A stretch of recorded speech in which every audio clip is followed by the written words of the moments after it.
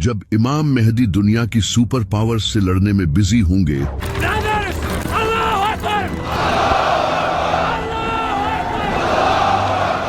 तो वहीं दूसरी तरफ खुरासान में सीरिया और इराक के बीच किसी इलाके से दज्जाल निकलेगा। दज्जाल पहले से ही इस दुनिया में मौजूद है। एक दिन नबी सल्लल्लाहु अलैहि वसल्लम ने नमाज के बाद सहाबा से फरमाया कि मेरे पास एक ऐसा शख्स आया जो पहले ईसाई था, लेकिन बाद में इसने इस्लाम कबूल कर लिया। इस इंसान का नाम था तमीम दारी। तभी समंदर में एक खतरनाक तूफान आया जिससे इनका जहाज एक मिस्टीरियस आइलैंड पर पहुंच गया। जब वो लोग वहां पहुंचे तो उन्होंने वहां एक बालों से भरे हुए जानवर को देखा जिसके आगे और पीछे के हिस्से का ही पता नहीं चल रहा था। तो उन्होंने उससे पूछा कि तुम क्या हो? तो उसने कहा, मैं अल-जसासा हूँ। इसने उन लोगों को एक जगह जाने का कहा और बताया कि वहां एक इंसान तुम्हारा इंतजार कर रहा है। तो तमीम और इसके साथी वहां पहुंचे और उन्होंने एक बड़े इंसान को देखा जो कि जंजीरों में जकड़ा हुआ था। इसके हाथ पांव सब जंजीरों से बंधे हुए थे। इसने तमीम और इसके साथियों से कहा, मुझे बेसान के दरख्तों के बारे में बताओ। तो उन्होंने कहा, वो फलों से भरे हुए हैं। तो इसने कहा, वो बहुत जल्द फल देना छोड़ देंगे। फिर इसने कहा, मुझे गलीली के समंदर के बारे में बताओ। तो उन्होंने कहा कि उसमें बहुत सारा पानी है। इस पर इसने कहा, बहुत जल्द वो खुश्क हो जाएगा। फिर इसने कहा, मुझे जुगर के चश्मे के बारे में बताओ। तो उन्होंने कहा कि वो तो पानी से भरा हुआ है। तो इसने कहा, वो भी बहुत जल्द खुश्क हो जाएगा। फिर इसने कहा, मुझे उस नबी के बारे में बताओ, उसने क्या किया है। तो उन लोगों ने इसे बताया कि वो मक्का से जाहिर होकर मदीना चला गया है। तो इसने पूछा, क्या अरबियों ने इससे जंग की थी? तो उन्होंने कहा, हाँ, लेकिन अगर वो उसे फॉलो करते तो ये उनके लिए बेहतर होता। इसके बाद उस इंसान ने इन्हें अपना नाम बताया और कहा, मैं हूँ मसीह और बहुत जल्द मैं निकलूंगा और 40 दिनों में पूरी जमीन का सफर करूंगा, सिवाय मक्का और मदीना के।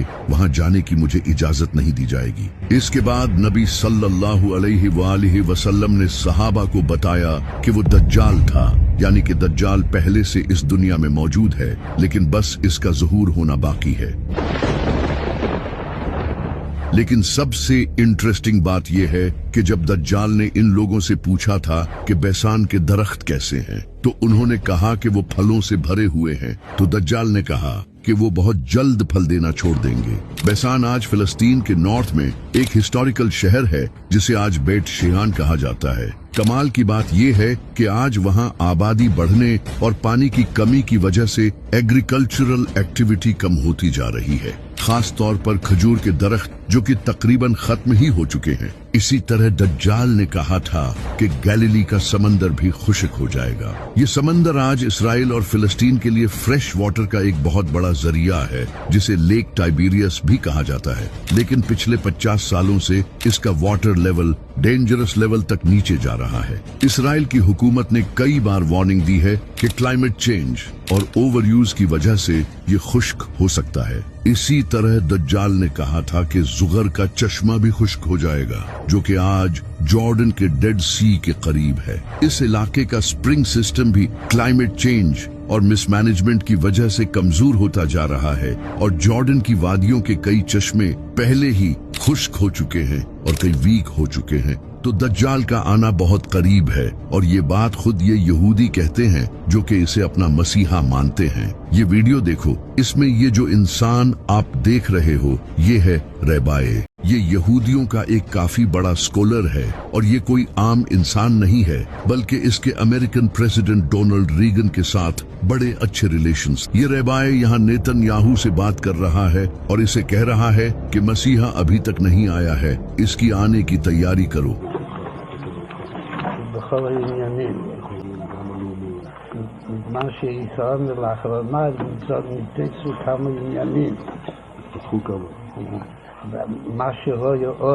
ये रैबाए आज के इजरायली प्रेसिडेंट नेतन्याहू को ये सब कह रहा है और इसी वजह से नेतन्याहू फलस्तीन में ये कत्ले-आम मचा रहा है और ग्रेटर इजराइल बनाने के पीछे पड़ा है। It threatened the stability of our region and the very existence of my country, Israel.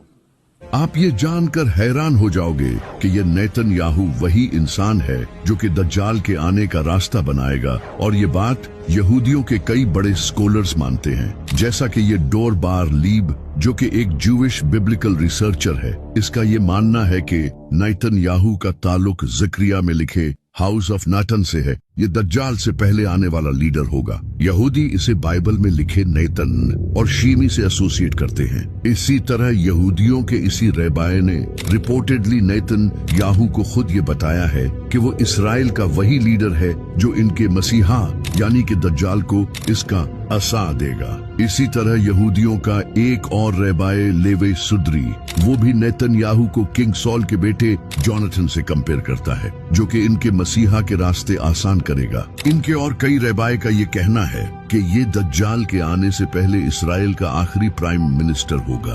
और ये सब तो क्लियरली इस वीडियो में देख सकते हो कि किस तरह इनका रहबाए इसे क्लियरली कह रहा है कि मसीहा के आने की तैयारी करो। और आज आप खुद देख सकते हो कि किस तरह नेतन्याहू दज्जाल के आने की तैयारियां कर रहा है।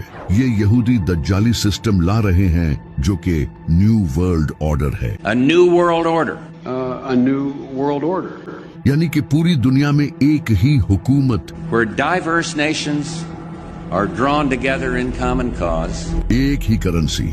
We will have the kind of global governance that is necessary to ensure the stability and transparency of markets. और एक ही मजहब होगा जो कि आज होता नजर आ रहा है, जैसा कि इस वक्त अमेरिका पूरी दुनिया को कंट्रोल करने की कोशिश कर रहा है। We are America, second to none, and we own the finish line. Middle east पर ऑलरेडी अमेरिका का कंट्रोल है, सिवाय ईरान के यूरोप पूरा अमेरिका के साथ खड़ा है, जो कि आज आप यूनाइटेड नेशंस की शक्ल में देख सकते हो, जहां कई बड़े कंट्रीज एक ही ऑर्गेनाइजेशन के अंडर हैं। और इंटरनेशनल मॉनिटरी फंड को तो सबसे ज्यादा अमेरिका ही कंट्रोल करता है, यानी कि पूरी दुनिया में सिर्फ एक ही हुकूमत होगी, जो कि आज मोस्टली अमेरिका की ही है। The 21st century is going to be the American century. इसी तरह पूरी दुनिया में एक ही करेंसी होगी, जो कि आज के टाइम में डॉलर है। और हर कंट्री की आज ये मजबूरी है कि इसे डॉलर में ही ट्रेड करना होगा। बड़े से बड़े कंट्रीज जैसा कि रशिया और चाइना भी डॉलर के मोहताज हैं, और इस डॉलर को भी अमेरिका ही कंट्रोल करता है। अगर अमेरिका किसी कंट्री पर सैंक्शंस लगा दे तो एक झटके में उस कंट्री की कमर टूट जाएगी। We're making a fortune with tariffs, $2 billion a day. Do you believe it? I was told $2 billion a day. इस वजह से अमेरिका के खिलाफ कोई खड़ा नहीं होता। इसके अलावा कैश को खत्म करके डिजिटल करेंसी को इंट्रोड्यूस कराया जा रहा है, और क्रिप्टो करेंसी जैसा कि बिटकॉइन को आज पूरी दुनिया की गवर्नमेंट्स एक्सेप्ट कर रही हैं। I became a fan of crypto. पूरी दुनिया में डिजिटल आईडीज और सर्वेलेंस सिस्टम लाया जा रहा है, जहां हर इंसान का डेटा हुकूमत के पास है। बायोमेट्रिक्स, आईडी कार्ड्स, इन सब से हुकूमत हर इंसान के बारे में जानती है। तो ये दज्जाली निजाम आज पूरी दुनिया में तेजी से बढ़ रहा है। इस सब के बाद एक दिन दज्जाल खुरासान से निकलेगा और इन इलाकों में अपना फितना फैलाना शुरू करेगा। वो मुर्दों को जिंदा करके लोगों को दिखाएगा और लोग उसे खुदा मानने लगेंगे। जिस साल दज्जाल आएगा उस साल बारिशें बहुत कम होंगी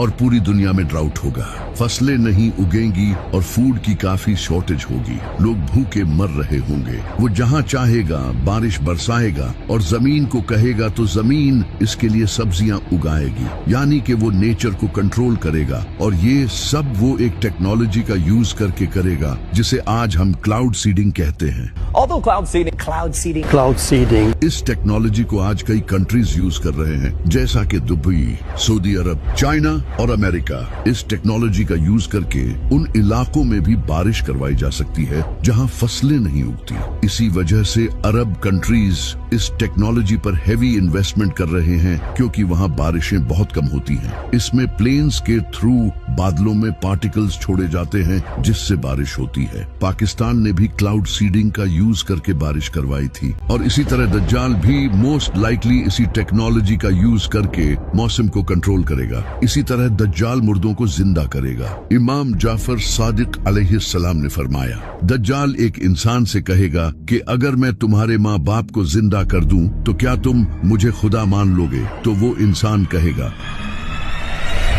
हाँ। इसके बाद दो शैतान इसके माँ बाप के रूप में आएंगे और उसे कहेंगे कि ये तुम्हारा खुदा है, इसे फॉलो करो। तो वो ये सब शायद से AI का यूज करके ही करेगा। जिस तरह आज AI का यूज करके आप किसी भी इंसान का face exact same to same बना सकते हो और यहाँ तक कि इसकी आवाज भी क्लोन कर सकते हो। इसके अलावा होलोग्राफिक प्रोजेक्शन टेक्नोलॉजी से तो आप किसी इंसान को भी क्लोन करके अपने सामने खड़ा कर सकते हो और इससे बात तक कर सकते हो। आज AI ग्लासेस से ये चीज आपके सामने हो रही है। The next generation of Ray-Ban Meta smart glasses. और इसी तरह रोबोटिक टेक्नोलॉजी भी काफी प्रोग्रेस कर रही है जिससे फ्यूचर में काफी रियलिस्टिक रोबोट्स भी बनाए जा सकते हैं। लेकिन जो सबसे कमाल की टेक्नोलॉजी है वो है न्यूरोलिंक। Neuralink. ये कंपनी ऐसी चिप्स डेवलप कर रही है जिसे इंसानों के ब्रेन में लगाकर उनके ब्रेन की कैपेबिलिटीज बढ़ाई जा सके। अब अगर किसी इंसान के ब्रेन में ऐसी चिप्स लगा दी जाए जिससे इसे किसी भी तरह का इल्यूजन दिखाया जा सके तो इसे ये भी दिखाया जा सकता है कि इसके सामने इसके पेरेंट्स जिंदा हो रहे हैं। और कमाल की बात तो ये है कि न्यूरोलिंक ने इसे ह्यूमन पर सक्सेसफुली टेस्ट भी कर लिया है और अब वो इसे और ह्यूमंस पर टेस्ट करने वाले हैं। दज्जाल भी इनमें से किसी एक टेक्नोलॉजी का यूज करके इल्यूजन क्रिएट करेगा। इसके साथ 70,000 यहूदी होंगे और इसके फॉलोअर्स में ज्यादातर औरतें और गरीब लोग होंगे जिनके पास ज्यादा इल्म नहीं होगा और कई मुसलमान भी इसे अपना खुदा मान लेंगे जिन्हें दज्जाल का पता भी होगा लेकिन फिर भी वो इस फितने में आ जाएंगे। नबी सल्लल्लाहु अलैहि वसल्लम ने फरमाया था कि आदम से लेकर दज्जाल तक इससे बड़ा फितना कभी नहीं आया और कोई ऐसा नबी नहीं गुजरा जिसने अपनी कौम को दज्जाल से वार्न न किया हो। ये इतना बड़ा फितना होगा यहाँ तक कि नबी सल्लल्लाहु अलैहि वसल्लम भी अपनी नमाजों में दज्जाल के फितने से अल्लाह की पनाह मांगा करते थे। इसी वजह से आप सल्लल्लाहु अलैहि वसल्लम ने फरमाया था कि जो भी दज्जाल के बारे में सुने वो इससे दूर रहे, क्योंकि अगर कोई इंसान खुद को मोमिन समझकर इसका मुकाबला करने भी आया तो फिर भी वो इसके साथ मिल जाएगा। ये इतना बड़ा फितना होगा क्योंकि इसके पास भी अपनी जन्नत और दोज़ख होगी। इसकी दोज़ख हकीकत में जन्नत होगी और जन्नत हकीकत में दोज़ख होगी, यानी कि ये एक इल्यूजन होगा जो कि वो होलोग्राफिक प्रोजेक्शन और AI टेक्नोलॉजी का यूज करके दिखाएगा। दज्जाल के इस फितने में लाखों लोग आने लगेंगे और वो पूरी दुनिया में हर जगह जाएगा सिवाय मक्का और मदीना के। वहाँ वो एंटर नहीं हो पाएगा क्योंकि ये पाक जगहें हैं। नबी सल्लल्लाहु अलैहि वसल्लम ने फरमाया, दज्जाल हवा की तरह तेज सफर करेगा।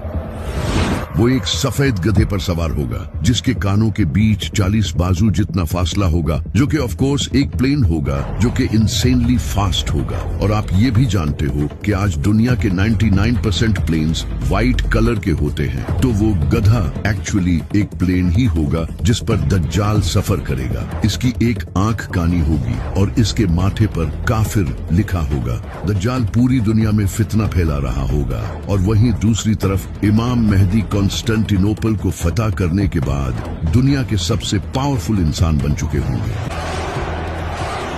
तभी उन्हें खबर मिलेगी कि दज्जाल ने मुसलमानों के घरों पर कब्जा कर लिया है, तो इमाम मेहदी अपनी फौज के साथ फुल स्पीड से सीरिया की तरफ जाएंगे। लेकिन जब वो वहां पहुंचेंगे तो दज्जाल सीरिया पर कब्जा कर चुका होगा। अब इमाम मेहदी के सामने दज्जाल जैसी ताकत होगी जिससे इनके लिए लड़ना काफी डिफिकल्ट होगा। तब अल्लाह एक ऐसे इंसान को इस दुनिया में भेजेगा जो कि दज्जाल का मुकाबला करेगा, जिसे अल्लाह ने कुरान में अपनी रूह कहा है। हजरत ईसा अलैहिस्सलाम वो दमास्कस की ईस्टर्न साइड पर सफेद मीनार वाली मस्जिद पर 2 फरिश्तों के परों पर हाथ रखे हुए उतरेंगे। उन्होंने जाफरान से रंगे हुए 2 कपड़े पहने होंगे। इनके सर से पानी के कतरे गिर रहे होंगे। जिस मस्जिद पर हजरत ईसा अलैहिस्सलाम उतरेंगे उस मस्जिद में इमाम मेहदी अपनी फौज के साथ नमाज की तैयारी कर रहे होंगे। हजरत ईसा अलैहिस्सलाम मस्जिद में एंटर होंगे तो इमाम मेहदी उन्हें जमात करवाने के लिए आगे करेंगे। तो हजरत ईसा अलैहिस्सलाम कहेंगे कि इकामत तुम्हारे लिए हुई है, तुम इस उम्मत के लीडर हो। तो फिर इमाम मेहदी जमात करवाएंगे। नमाज के बाद इमाम मेहदी लीडरशिप हजरत ईसा अलैहिस्सलाम के हवाले कर देंगे। फिर हजरत ईसा अलैहिस्सलाम फौज तैयार करेंगे क्योंकि दज्जाल के साथ भी बहुत बड़ी फौज होगी। इसके साथ दुनिया की गवर्नमेंट्स, टेक्नोलॉजी, सब कुछ होगा। हजरत ईसा अलैहिस्सलाम मुसलमानों को गाइड करेंगे। इन्हें देखकर मुसलमानों का हौसला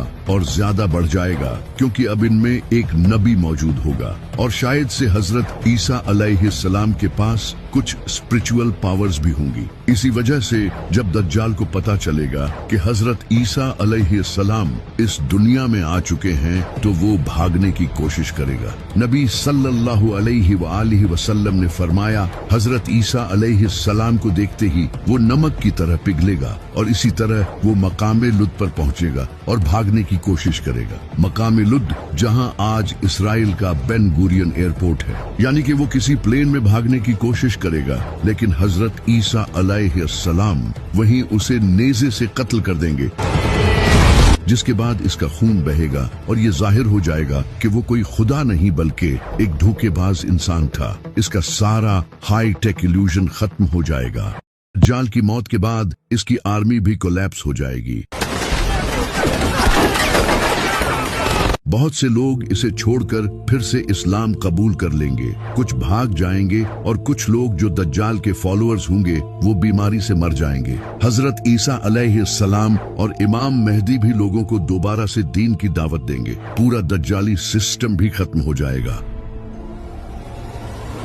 हजरत ईसा अलैहिस्सलाम उस वक्त दुनिया के सबसे बड़े लीडर बन चुके होंगे। वो नबी सल्लल्लाहु अलैहि वसल्लम की शरीयत के मुताबिक हुकूमत करेंगे। नबी सल्लल्लाहु अलैहि वसल्लम ने फरमाया, हजरत ईसा अलैहिस्सलाम इस दुनिया में इस तरह इंसाफ भर देंगे जिस तरह पहले ये दुनिया नाइंसाफी से भरी हुई थी। इसके बाद लोग दोबारा जंग नहीं करेंगे।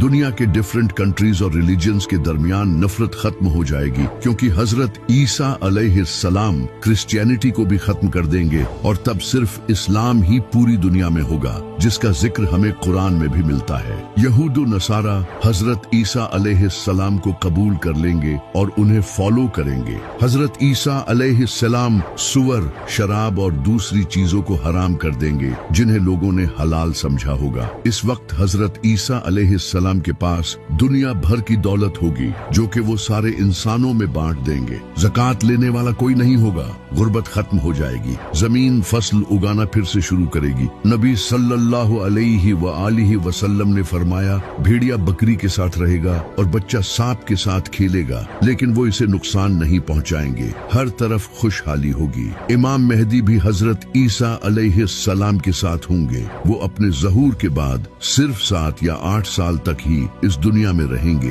लेकिन हजरत ईसा अलैहिस्सलाम के नज़ूल के कुछ ही टाइम बाद इमाम मेहदी की वफात हो जाएगी। हजरत ईसा अलैहिस्सलाम इनका जनाजा पढ़ेंगे और इन्हें मदीना में दफन करेंगे। अल्लाह हजरत ईसा अलैहिस्सलाम से कहेगा कि मैंने याजूज माजूज जमीन पर छोड़ दिए हैं जिनसे कोई लड़ नहीं सकता, तो तुम मेरे बंदों को पहाड़ पर ले जाओ। तो हजरत ईसा अलैहिस्सलाम अपने साथियों को कोहे तूर पर ले जाएंगे, वही पहाड़ जहां हजरत मूसा अलैहिस्सलाम ने अल्लाह से बात की थी। याजूज माजूज पूरी दुनिया में तबाही मचाएंगे। वो पानी, फसल और जानवरों तक को खा जाएंगे। वो समंदर के पास से गुजरेंगे तो अगले लम्हे समंदर खुश्क हो चुका हो। यजूज माजूज जमीन को तबाही से भर देंगे। दूसरी तरफ हजरत ईसा अलैहिस्सलाम अपने साथियों के साथ पहाड़ पर ठहरे होंगे। वहां उन्हें भूख प्यास का सामना करना पड़ेगा। तो हजरत ईसा अलैहिस्सलाम अपने साथियों के साथ अल्लाह से दुआ करेंगे और अल्लाह इनकी इस दुआ को कबूल कर लेगा। इसके बाद अल्लाह याजूज माजूज की गर्दनों में ऐसा कीड़ा पैदा करेगा जो कि इनकी गर्दनों में सुराख कर देगा। इससे एक ही रात में इनकी मौत हो जाएगी और पूरी जमीन इनकी लाशों से भर जाएगी। इसके बाद हजरत ईसा अलैहिस्सलाम दोबारा अल्लाह से दुआ करेंगे तो अल्लाह लंबी गर्दनों वाले परिंदे भेजेगा जो कि इनकी लाशों को उठाकर कहीं दूर ले जाएंगे, जिससे पूरी जमीन साफ हो जाएगी। इसके बाद इंसानियत का एक नया दौर शुरू होगा। हजरत ईसा अलैहिस्सलाम शादी करेंगे और इनके बच्चे भी होंगे। इसके बाद इनकी वफात हो जाएगी और उन्हें नबी सल्लल्लाहु अलैहि वसल्लम के बिल्कुल साथ मदीना में दफन किया जाएगा।